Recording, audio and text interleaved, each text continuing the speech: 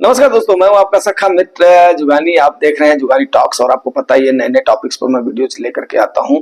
आज एक बड़ा ही ज्वलन टॉपिक और रोचक टॉपिक है। इसको हालांकि मैं एक बात बता दूं कि इसको मैंने क्वेरी में कवर करा था, लेकिन क्वेरी में मैंने फिर उसके बाद में सोचा रात में कि नहीं यार, इसको सबके लिए कवर करना चाहिए ताकि सबको ये जानकारी मिले, क्योंकि कई सारे नए भी व्यूअर्स आते हैं तो उनको भी इसका लाभ मिलना चाहिए।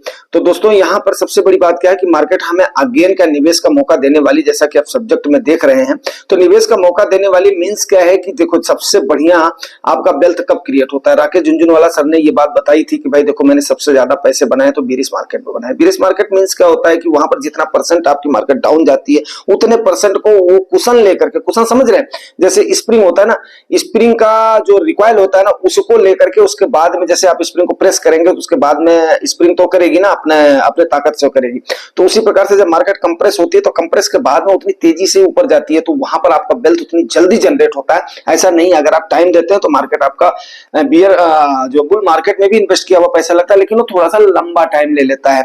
तो क्या भाई, जाहिर सी बात है, कौन नहीं चाहेगा मेरा कम से कम समय में ज्यादा से ज्यादा मेरे को गेन मिल जाए ताकि मेरी जितनी इच्छाएं हैं वो पूरी हो। तो आज इस टॉपिक को हम कवर करते हैं। मैं ऐसा क्यों बोल रहा हूं, देखो, मैंने आपको, जो मेरे पुराने व्यूअर्स जानते हैं, मैंने उनको बताया था टॉप के 49 मैनेजर्स हैं, जिनके अंदर सब मैनेजर्स हैं जो कि इतने लाखों करोड़ रुपया का, करीब जो 63 लाख करोड़ तो एक दो पहले तो हो गया था, तो इतने पैसे को मैनेज कर रहे हैं। 50 लाख तो हमने 2023 में बताया था, 50 लाख हो गया था। तो काफी सारी चर्चाएं हुई हैं, आप लोग जो देखते रहिए जुगानी टॉक्स को, फिर आपको धीरे धीरे तो पता चलेगा कि यस, जानकारी भी कितनी बड़ी चीज होती, कितनी अहम होती, और हम लोग कितने पीछे थे आपको तब समझ में आएगा जब आप वीडियोस को देखते जाएंगे जैसे जैसे, और आपका नॉलेज कितना डेवलप होता है। ठीक है, तो अभी बात कर लेते हैं सब्जेक्ट पे। सब्जेक्ट जो है ना, फिर मैं ऐसा क्यों बोल रहा हूं, क्योंकि टॉप की जो एमसीज हैं, जो कि टोटल एयूएम, एयूएम क्या होता है, एसेट मैनेजमेंट अंडर मैनेजमेंट होता है। ठीक है ना, कितना एयूएम आपका उस फंड में मैनेज हो रहा है, लेकिन टोटल आपका टोटल असेट मैन कितना मैनेज कर रही है। ठीक है ना, एक एएमसी आपकी असेट जो मैनेजमेंट कंपनी होती है, सपोज करो जैसे कई सारी कंपनियां हैं, लेकिन उनमें से मैं टॉप की 10 ले रहा हूं, असेट मैनेजमेंट कंपनियां हैं, तो उसमें मैं टॉप की 10 ले रहा हूं कि वो लोग कितना परसेंट कैश होल्ड में कर रहे हैं, और कैश में होल्ड करने का उनका मकसद क्या है, इस पर भी चर्चा करेंगे, उसके प्रोज एंड कॉन्स की भी चर्चा करेंगे। काफी अच्छा और रोचक वीडियो होने वाला, तभी हमने सोचा कि इसको बता दिया जाए। तो हम टॉप की एमसीज को लेते हैं अगर, तो सबसे पहले एसबीआई के म्यूचुअल फंड एमसी को लेते हैं।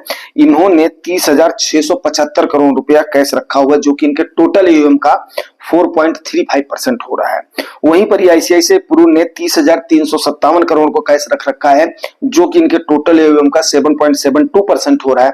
वहीं पर एचडीएफसी एएमसी ने आपकी 25,012 करोड़ रुपया अपने पास कैश होल्ड कर रखा है, जो कि 6.77% इनका टोटल एयूएम का हो रहा है।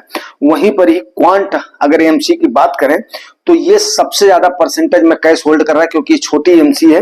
तो इन्होंने 17,102 करोड़ रुपए, इतनी छोटी भी नहीं है, आजकल इनके पास काफी एयूएम हो गया है, क्योंकि लोगों ने इनके रिटर्न को देख करके काफी सारा इनके पास इन्वेस्ट करा हुआ है। तो जो कि इनका 17,102 करोड़ इनके पास कैश इन होल्ड है, और जो कि 16.9% इनका, सॉरी, जो क्वांट की बात कर रहा हूं ना, तो 19.09 परसेंटेज में ये सबसे ज्यादा परसेंटेज होल्ड कर रहे हैं। ठीक है, वहीं पर ही हाँ, एक बात आपको मैं और बता दूं कि ये आंकड़ा आपका अगस्त महीने का, सितंबर का तो अभी अक्टूबर में आएगा, तो ये आंकड़ा कब का है, अगस्त महीने की कैश होल्डिंग है। ठीक है, सितंबर की नहीं है ये, अगस्त महीने की, तो अगस्त का सितंबर में ही लिया जाता है।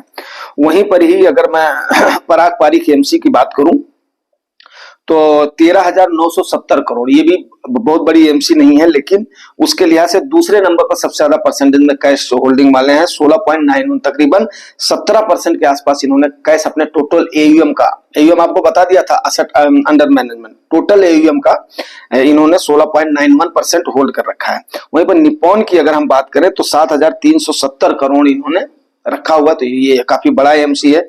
तो इन्होंने, इनका जो 7,000 में इनका 3.75% हो रहा है। ठीक है ना, और वहीं पर ही 2.35% हो रहा है। वहीं पर ही एक्सिस का, अगर हम एक्सिस एएमसी की बात करें तो एक्सिस एएमसी ने 7,355 करोड़ होल्ड कर रखा है, तो जो कि 3.75% इनके टोटल एएम का हो रहा है। वहीं पर हम आपका मोतीलाल ओसवाल एएमसी की अगर बात करें तो इन्होंने 7,168 करोड़ रुपए कैश इन होल्ड रखा हुआ है, जो कि 11.5% हो रहा है। वहीं पर कोटक एमसी की बात करें तो 6,101 करोड़ इन्होंने अपने पास कैश इन होल्ड रखा हुआ है, जो कि टोटल एयूएम का 2.84% इनका हो रहा है। वहीं पर अगर डीएसपी एएमसी की बात करें तो 4,471 करोड़ रुपए इन्होंने कैश इन होल्ड रखा हुआ है, जो कि इनका टोटल एयूएम का बन रहा है 4.18% बन रहा है। ठीक है ना। तो दोस्तों अब इस पर सवाल ये उठता है कि आखिर में इससे हमें अंदाजा क्या लगाना चाहिए। इससे हम देखिए, जो मेरे पुराने व्यूअर और सब्सक्राइबर उनको मैंने बताया हुआ है कि टेस्ला के आपके एलन मस्क जी ने जो ना, जब वहां पर अमेरिका में उनको लगा कि यस हमारी मार्केट में गिरावट आने वाली 2023 से पहले, 2022 में ही उन्होंने अपने 2022 में उन्होंने अपने टेस्ला के शेयर्स को, जो उनकी होल्डिंग थी, तो उन्होंने अपना मालिकाना हक को छोड़ करके बाकी शेयर्स को बेच करके पैसा उन्होंने सेफ इंस्ट्रूमेंट में लगा दिया। उनको लग गया कि इक्विटी से ज्यादा उनको गेन कहां पर मिलने वाला है, सेफ इंस्ट्रूमेंट में मिलने वाला है। वैसे 250 बिलियन डॉलर से ज्यादा जो है रखा हुआ था कि इन्होंने, वारेन बफेट साहब ने, जो कि वर्ल्ड के सबसे टॉप के इन्वेस्टर माने जाते हैं। तो अगर उनकी स्ट्रैटेजी को हम देखें तो ऐसे करके न जाने कितने लोगों ने कितना कैश होल्ड कर रखा होगा। तो हमारे फंड मैनेजर्स ने अगर इसको रखा हुआ है तो इसमें कोई बड़ी बात नहीं है। वो लोग भी इंतजार कर रहे हैं कि उन्हें कहीं ना कहीं अगर अपॉर्चुनिटी मिलती है, भाई देखो जवाबदेही तो उनकी भी है। अगर वो टाइम से खरीदारी नहीं करेंगे, उस समय चूक जाएंगे, तो जवाबदेही तो उनकी भी है।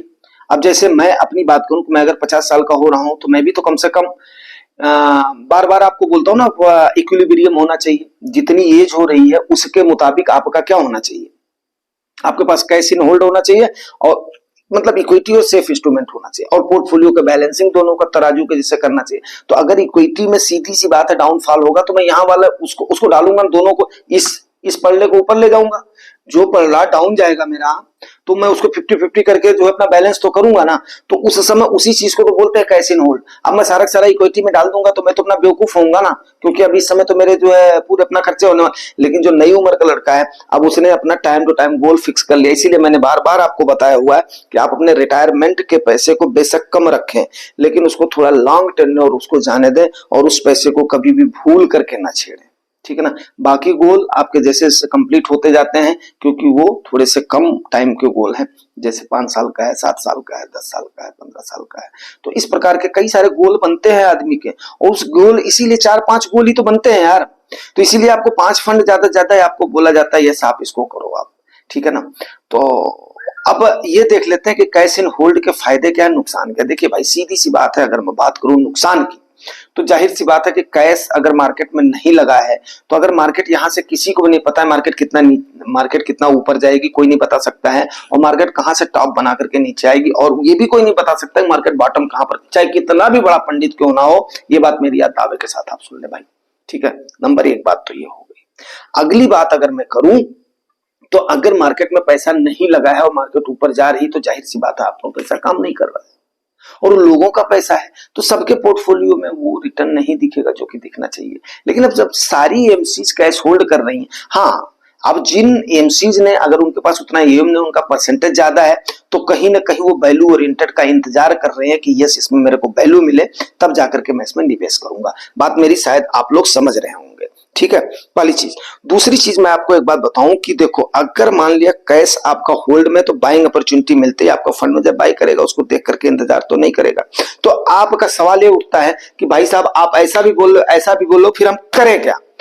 करना है आपने क्या है वो आपको बताता हूं। करना आपने ये है भाई मेरे कि आपने अपने फंड को, जैसा कि मैंने गुजरात बंधु सर को उनके कमेंट में बताया था, वही मैं आप लोगों को बता रहा हूं, खास करके जो नए व्यूअर आते हैं उनको। तो आपने अपने फंड की परफॉर्मेंस को चेक करनी है, 1 साल में, 3 साल में, 5 साल में, क्या आपका फंड अपने कैटेगरी एवरेज और बेंचमार्क को बीट कर रहा है। अगर वो कैटेगरी एवरेज और बेंचमार्क को बीट कर रहा है तो उसमें कोई भी दो राय तो है ही नहीं भाई, आपका फंड उनको बीट कर रहा है ना। और अगर वो 1 साल, 3 साल, 5 साल में इनको बीट करके आपको ठीक ठाक रिटर्न दे रहा है जो आपका एक्सपेक्टेड है, वैसे भी डबल डिजिट में तो सारे फंड दे रहे हैं आजकल, रिटर्न दे रहे हैं, तो इसमें चिंता वाली कहां से बात है। दूसरी चीज मैं आपको एक बात बताऊं, आपने अपना तो विवेक आपका वहां पर चलना नहीं है। आपका फंड मैनेजर किस शेयर में कितना परसेंट होल्ड करेगा, किस शेयर में कितना परसेंट नहीं होल्ड करेगा, ये तो उसके ऊपर डिपेंड है ना। किसके परसेंटेज को, एलोकेशन को बढ़ाएगा, किसके एलोकेशन को घटाएगा, वो फंड मैनेजर के ऊपर है। और तीसरी बात मैं आपको बता दूं कि भाई देखो, उस फंड मैनेजर को, जाहिर सी बात है यार, अगर हमें मार्केट की समझ नहीं, मैं तो सीधी सी बात बोलता हूं, अगर हम लोग म्यूचुअल फंड में इन्वेस्ट कर रहे हैं तो हमें मार्केट की समझ नहीं है और हमने उसका सहारा लिया हुआ है। हम एक समझदार आदमी है, जैसे क्यों समझदार है मैं बताता हूं आपको। समझदार हम इसलिए हैं क्योंकि हमें उस चीज की समझ नहीं हो। दूसरा, कौन हेडक पाले यार, हम अपना काम करने वाले आदमी है यार, हम क्यों हेडक पाले। कोयल कभी अपना घोंसला बनाती है क्या?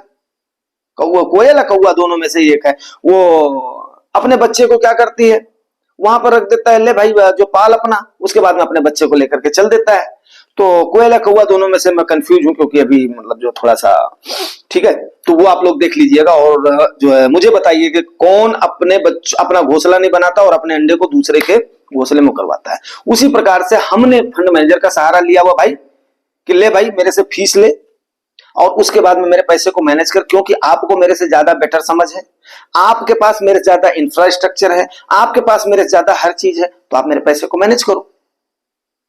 आपने म्यूचुअल फंड एमसी को दे दिया, लेकिन आपने उसके विवेक के ऊपर छोड़ा हुआ है ना, तो आप तो उसमें हो हल्ला मचा नहीं सकते हो कि भाई मेरा तुमने क्यों कैश रखा हुआ, मेरा होल्ड करो, मैं करूँ। तो फंड मैनेजर का अपना विवेक है और सेबी की गाइडलाइन है कि इतना जो है कैश रख सकता है, उन्होंने उसी के नाम के मुताबिक अपने रखे होंगे। ठीक है, इस टाइप के उसमें मैं इतना रख सकता हूँ, इस टाइप पे जो है इतना रख सकता हूँ, तो इसमें कोई भी इतना ज्यादा पैनिक होने की जरूरत नहीं है। अब इसके प्रोज क्या है? प्रोज यार, इसका जो सबसे बड़ा प्रोज है वो मैं आपको बताता हूँ। देखो, अगर मान लिया कुछ कैश है और उसके बाद में फंड आपका कैटेगरी एवरेज और बेंचमार्क को बीट कर रहा है, तो इसमें तो कोई बुराई है नहीं। अब मान लिया किसी ने, इस समय हाई राइज मार्केट है, रिडेम्पशन होगा, प्रॉफिट बुकिंग होगी, तो आपके फंड मैनेजर के पास अगर कैश इन होल्ड है और सबका ऑडिट हो रहा है, बैलेंस शीट का ऑडिट हो रहा है, तो उसमें प्रॉब्लम क्या है? आपका फंड मैनेजर वहीं से उठाएगा, उठा करके दे देगा।